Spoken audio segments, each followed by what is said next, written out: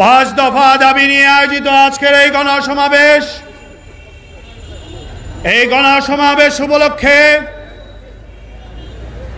আমরা আজকে সিলেটবাসী এখানে জমায়েত হয়েছি। আমি বিশেষভাবে ধন্যবাদ জ্ঞাপন করছি আমাদের ঐতিহ্যবাহী হাসান মার্কেট ব্যবসায়ী বৃন্দকে, সমিতির নেতৃবৃন্দকে, সাধারণ ব্যবসায়ী ভাইদেরকে আজকে তাদের সহযোগিতায় এই গণসমাবেশ সুন্দরভাবে আয়োজন করার সুযোগ হয়েছে। আলহামদুলিল্লাহ, আমি ধন্যবাদ জ্ঞাপন করছি এই সিলেটের আপন তাওহীদি জনতা কয়েক ঘন্টার জন্য নিজেদের কষ্টকে স্বীকার করে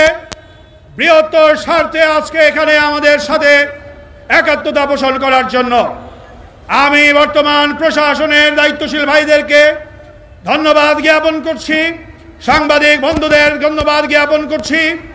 এবং আজকের এই 5 দফা কর্মসূচির সামনে রেখে যে গণসমাবেশ চালু হয়েছে, আজকে এখানে অনুষ্ঠিত হয়েছে, এই গণসমাবেশ, এই কর্মসূচি শুধু সিলেটের মাটিতে নয়,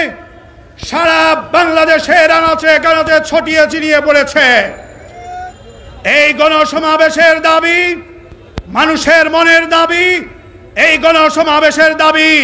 বাংলাদেশকে পুনর্গঠনের দাবি।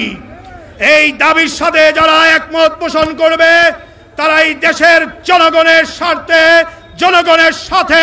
আগামী দিনে বাংলাদেশকে পুনর্গঠনের জন্য ভূমিকা পালন করবে। এই 5 দফার বিরুদ্ধে যারা অবস্থান নেবে, অতীতের স্বৈরাচারদের অবস্থা যেরকম হয়েছে, যারা পালানোর মতো পথ তাদের বন্ধ হয়েছে, আগামী দিনে জনগণের স্বার্থের বিরুদ্ধে যারা অবস্থান নেবে জনগণ তাদের মধ্য থেকে কাউকে ছাড় দেবে না। প্রিয় সিলেটবাসী, ইসলামী আন্দোলন বাংলাদেশ সিলেট জেলা ও মহানগর কর্তৃক আয়োজিত 5 দফা কর্মসূচিকে সামনে নিয়ে আজকের এই গণসমাবেশে এ পর্যায়ে প্রধান অতিথির মূল্যবান ভাষণ প্রদান করবেন ইসলামী আন্দোলন বাংলাদেশের